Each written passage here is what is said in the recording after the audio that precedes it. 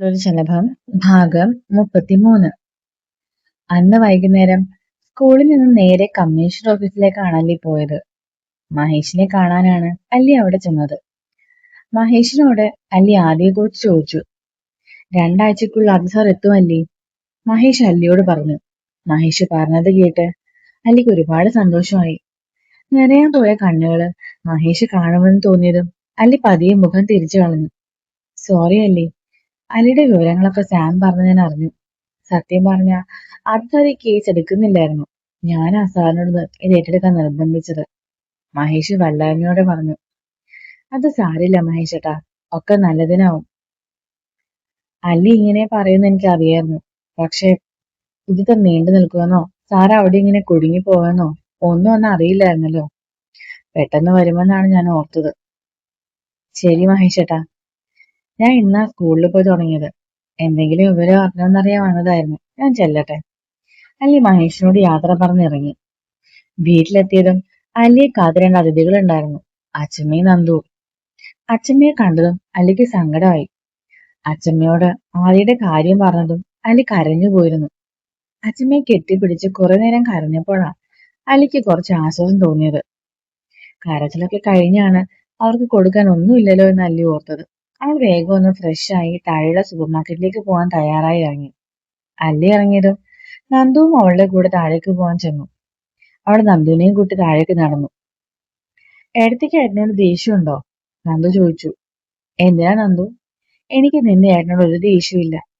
എനിക്ക് മനസ്സിലാക്കാൻ പറ്റും ആദ്യം എന്താ അങ്ങനെ പോയതെന്ന്. എത്ര കാലമായി ആ മനസ്സിലുണ്ടായിരുന്ന ഉത്തരം കിട്ടാത്ത ചോദ്യങ്ങൾക്ക് ഉത്തരം കിട്ടിയപ്പോ തകർന്നു പോയിട്ടുണ്ടാവും. അതല്ലേ എന്നെ പോലും ഓർക്കാതെ ഇങ്ങനെ പോയത്. അല്ലെങ്കിൽ നിന്റെ ഏട്ടനെ ഒരിക്കലും ഒറ്റയ്ക്ക് ആക്കില്ല, അല്ലി പറഞ്ഞു.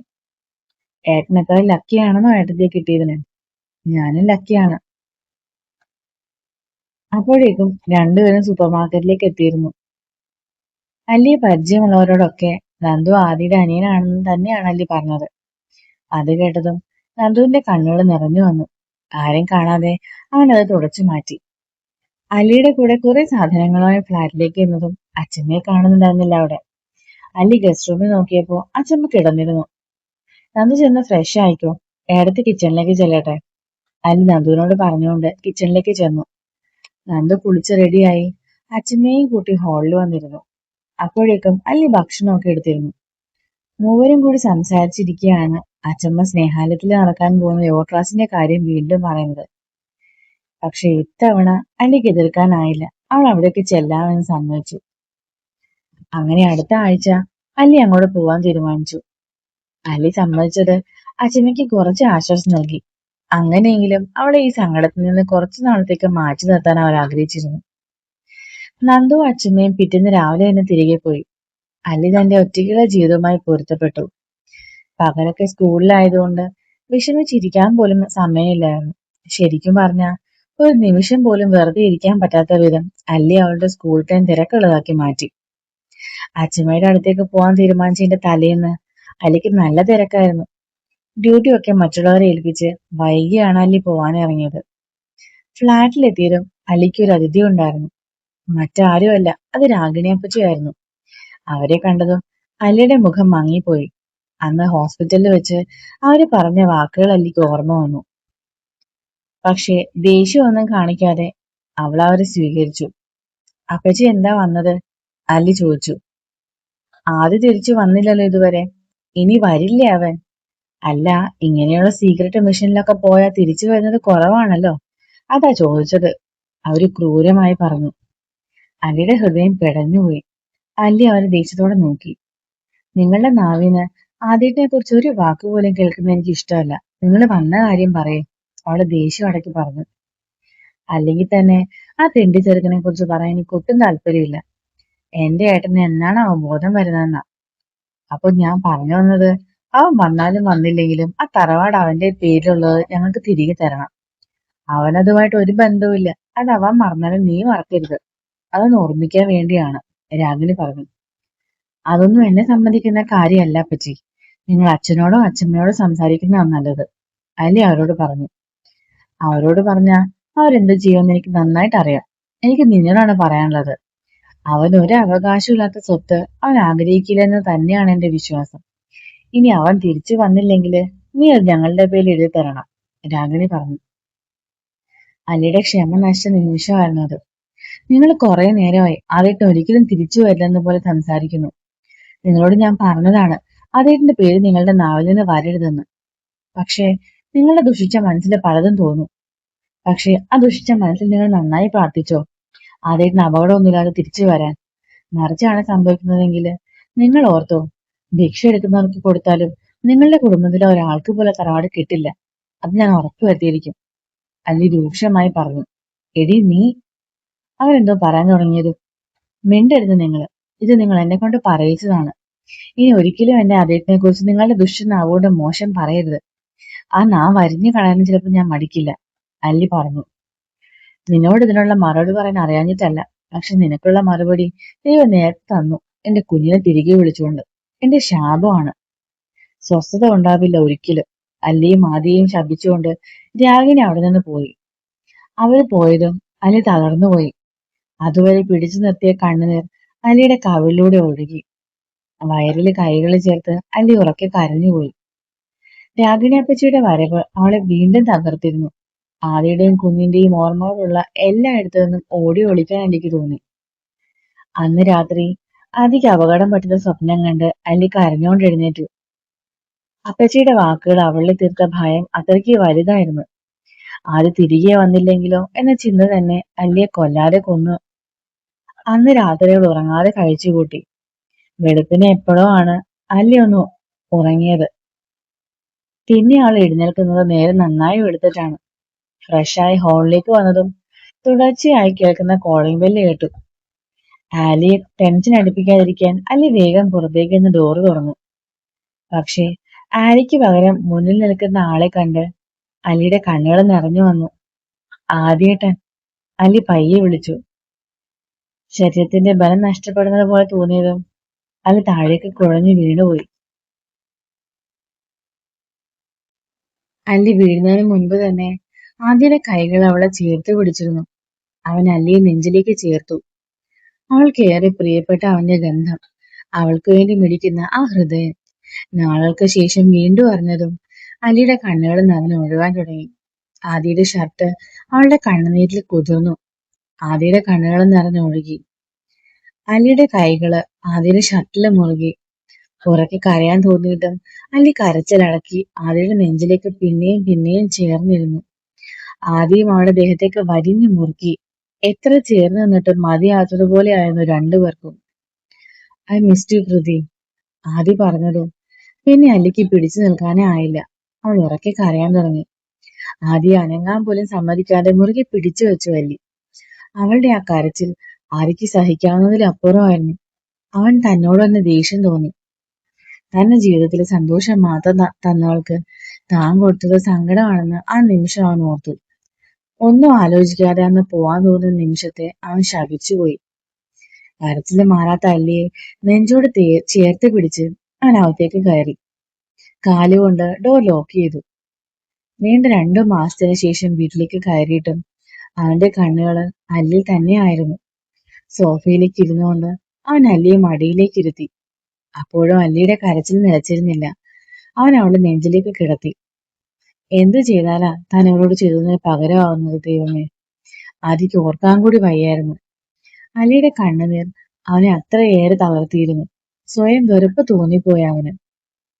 സോറി കൃതി, എനിക്കറിയില്ല നിന്നോടെങ്ങനെ മാപ്പ് പറയണമെന്ന്. Really sorry. ആദിയുടെ അധരങ്ങൾ അലിയുടെ നെറുകില് ചേർന്നു. അലിയുടെ മുഖം ആകെ അവന്റെ അധരങ്ങൾ പതിഞ്ഞുകൊണ്ടിരുന്നു. അലിയുടെ കണ്ണുനീര് അവന്റെ ചുണ്ടുകൾ ഒപ്പിയെടുത്തു. അല്ലിയും ആദിയുടെ മുഖം ആകെ ചുംബനങ്ങളോണ്ട് മൂടി. പിന്നെയും പിന്നെയും അവനെ ഇറുക്കി കെട്ടിപ്പിടിച്ചു അവള്. എന്തോരം കൊതിച്ചുവെന്നോ ആദ്യേട്ടാ ഇങ്ങനെയൊന്നിരിക്കാൻ. അവളുടെ മുഖം അവന്റെ നെഞ്ചിലേക്ക് ചേർന്നു. അല്ലിയുടെ അധരങ്ങളും ആദിയുടെ നെഞ്ചില് പതിഞ്ഞു. ഒരുപാട് നാളത്തെ കാര്യങ്ങൾ പരസ്പരം പങ്കുവയ്ക്കാനുണ്ടായിരുന്നെങ്കിലും പരസ്പരം ആ നെഞ്ചിലെ ചൂടേറ്റ് ആ ഹൃദയ താളം കേട്ട് കിടക്കാനാണ് അവര് കൊതിച്ചത്. ആദിയുടെ നെഞ്ചോട് ചേർന്ന് കിടക്കുമ്പോ അവന്റെ കൈകള് അവളെ തഴുകിക്കൊണ്ടിരുന്നു. അല്ലിയെ ചേർത്ത് പിടിച്ചുകൊണ്ട് തന്നെ ആദ്യ സോഫയിലേക്ക് ചാരിയിരുന്നു. ഏറെ നാളുകൾക്ക് ശേഷം രണ്ടുപേരും ശാന്തമായ ഉറക്കത്തിലേക്ക് വീണു. നേരം നന്നായി വെളുത്തിട്ടും അലിയുടെ ഡോർ തുറക്കാതെ ആയപ്പോ ആലിക്ക് എന്നത്തെയും പോലെ ടെൻഷനായി. അവൾ വേഗം സാമിനെയും വിളിച്ച് അലിയുടെ ഫ്ലാറ്റിലേക്ക് ചെന്നു. വേഗം കീ എടുത്ത് ഡോർ തുറന്ന് അകത്തേക്ക് കയറിയതും അവൾ ഉറക്കെ അല്ലിയെ വിളിക്കാൻ തുടങ്ങി. ആലിയുടെ ശബ്ദം കേട്ട് അല്ലിയും ആദ്യം കണ്ണുകൾ പയ്യെ തുറന്നു. അവരുടെ മുന്നിൽ അവരെ തുറച്ചു നോക്കി നിൽക്കുന്ന ആലിയെ കണ്ടതും അല്ലിയും ആദ്യം വേഗം അകന്ന് മാറി. ആലി, സാം, അല്ലിയും ആദ്യം ഒരുമിച്ച് വിളിച്ചു. നിങ്ങളെന്താ ഇവിടെ? ആദ്യം അത്ഭുതത്തോടെ ചോദിച്ചു. ആരൊക്കെ എന്റെ അല്ലിയെ ഒറ്റയ്ക്കാക്കിയാലും എനിക്ക് പറ്റില്ലല്ലോ. ആലി അവനെ നോക്കി രൂക്ഷമായി പറഞ്ഞതും ആദ്യയുടെ മുഖം മങ്ങിപ്പോയി. ആലി പ്ലീസ്. അല്ലി അവളെ തടഞ്ഞു. കൃതി, ലെറ്റ് ഹർ ടോക്ക്. അവൾക്ക് എന്നെ എന്തും പറയാനുള്ള അവകാശമുണ്ട്. നിന്നോടുള്ള സ്നേഹമാണ് എന്നോട് ദേഷ്യമായി പുറത്തേക്ക് വരുന്നത്, ആദി പറഞ്ഞു. ആദി പറഞ്ഞത് കേട്ട് ആലിയുടെ മുഖത്തെ പുച്ഛം നിറഞ്ഞു. നീ എന്നെ തടയേണ്ട അല്ലി. എനിക്ക് പറയാനുള്ളത് ഞാൻ പറയും. ഇയാള് വലിയ IPS ഒക്കെ ആയിരിക്കും, പക്ഷെ ഒരു ഭർത്താവ് കൂടെയായിരുന്നു. അത് ഇയാള് മറന്നില്ലേ? 1000 പ്രശ്നങ്ങൾ ജീവിതത്തിൽ ഉണ്ടാവും, പക്ഷെ നമ്മളെ സ്നേഹിക്കുന്ന ഒരാൾ കൂടെ ഉണ്ടെങ്കിൽ നമുക്കതൊക്കെ നിഷ്പ്രയാസം മറികടക്കാൻ പറ്റും. ആദിക്ക് എന്തേത് അറിയാതെ പോയി. ആദിക്ക് ഒട്ടും സഹിക്കാൻ കഴിഞ്ഞിട്ടാവും ആദി പോയതെന്ന് അല്ലി എന്നോട് പറഞ്ഞു. നിങ്ങൾ ആണുങ്ങൾക്ക് അങ്ങനെ എവിടെയെങ്കിലും പോയാൽ സമാധാനം കിട്ടുമായിരിക്കും, പക്ഷെ ഞങ്ങൾ പെണ്ണുങ്ങൾ അങ്ങനെയല്ല. സ്വന്തം ഭർത്താവ് കൂടെയില്ലെങ്കിൽ വേറെ ആരൊക്കെ ഉണ്ടായിട്ട് കാര്യമില്ല ആദി. എന്റെ അല്ലി അനുഭവിച്ചതൊക്കെ എനിക്ക് ഒരിക്കലും മറക്കാൻ കഴിയില്ല. ഒരു പെൺകുട്ടി തന്റെ ഭർത്താവിനെ ഏറ്റവും ആഗ്രഹിക്കുന്ന ഒരു സമയമുണ്ട് ആദി. ആ സമയത്ത് പോലും അവൾ ഒറ്റയ്ക്കായിരുന്നു. അതുകൊണ്ടല്ലേ അവൾക്ക് അവളുടെ ആലി. അല്ലി ഉറക്കെ വിളിച്ച് ആലി അത് പറയുന്നതിൽ നിന്ന് തടഞ്ഞു. ഞാൻ ഒന്നും പറയുന്നില്ല ആദി. അവൾ ഒരിക്കലും പറയും. അന്ന് അത് താങ്ങാനുള്ള കരുത്ത് പോലും ആർക്കും ഉണ്ടാവുമോ എന്നെനിക്ക് ഉറപ്പില്ല. എന്റെ അല്ലിക്ക് നഷ്ടപ്പെട്ട ഒന്ന് അവൾക്ക് തിരികെ കിട്ടുന്നേ എനിക്ക് നിങ്ങളോടുള്ള വഴക്ക് മാറും, ആലി അവനോട് പറഞ്ഞിട്ട് അവിടെ നിന്നും പോയി കളഞ്ഞു. ആദിയുടെ കണ്ണുകൾ നിറഞ്ഞു. ആലിയുടെ അത്ര പോലും താൻ അല്ലിയെ സ്നേഹിച്ചില്ലല്ലോ എന്ന് അവന് തോന്നി. എടാ ആദി, നീ ഒന്നും വിചാരിക്കരുത്.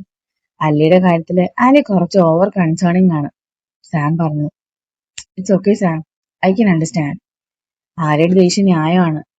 കൃതി കൂടുതപോലെ വഴക്കിട്ടിരുന്നെങ്കിൽ ഇപ്പൊ ഞാൻ അനുഭവിക്കുന്ന ഈ പിരിമുറുക്കത്തിന് അല്പം ആശ്വാസം ഉണ്ടായേനെ. ആലി അല്ലിയെ നോക്കി പറഞ്ഞതും അല്ലി അവനെ കൂർപ്പിച്ചു നോക്കി. എന്നാ ശരിടാ, നീ റെസ്റ്റ് എടുക്ക്. ഓക്കെ അല്ലി, സാം അവരോട് പറഞ്ഞിട്ട് ആലിയുടെ അടുത്തേക്ക് പോയി. അവൻ റൂമിൽ ചെന്നതും അവൾ കരയുകയായിരുന്നു. മോളെ, സാം അവളെ വിളിച്ചു. ഞാൻ പറഞ്ഞത് തെറ്റാണോ സാമിച്ച? ഇത്രയെങ്കിലും പറഞ്ഞില്ലെങ്കിൽ ഞാൻ അവളെ സ്നേഹിക്കുന്നെന്ന് പറയുന്നത് എന്താ അർത്ഥം? എന്നിട്ട് നീ എന്തിനാ കരയുന്നേ? ഒക്കെ കഴിഞ്ഞില്ലേ? ആദ്യം വന്നില്ലേ? അല്ലിയും പഴയ പോലെ ആവും ഇനി, സാം പറഞ്ഞു. എല്ലാവരും പഴയ പോലെ ആവട്ടെ, പക്ഷേ എന്റെ അല്ലിക്ക് ഒരു കുഞ്ഞുണ്ടായാലേ എനിക്കിനി ആദ്യോട് ക്ഷമിക്കാൻ കഴിയൂ. അന്ന് അവനവളെ പൊന്നുപോലെ നോക്കട്ടെ, അന്നേ ഞാൻ ആദ്യോട് ക്ഷമിക്കൂ, ആലി വാശിയോടെ പറഞ്ഞു. സാം ചിരിച്ചുകൊണ്ട് ആലിയെ നെഞ്ചോട് ചേർത്തു. സാം പോയതും ആദ്യം അലിയുടെ അടുത്തേക്ക് ചെന്നു. നീ എന്താ എന്നോട് ദേഷ്യപ്പെടാത്ത കൃതി? നീയല്ലേ ശരിക്കും എന്നോട് ദേഷ്യപ്പെടേണ്ടത്? ആദ്യ ചോദിച്ചു. ദേഷ്യം ഉണ്ടല്ലോ എനിക്ക്. നേരിട്ട് കണ്ടാൽ മിണ്ടില്ലെന്ന് വരെ തീരുമാനിച്ചിരുന്നതാണ്. പക്ഷെ പറ്റണ്ടേ?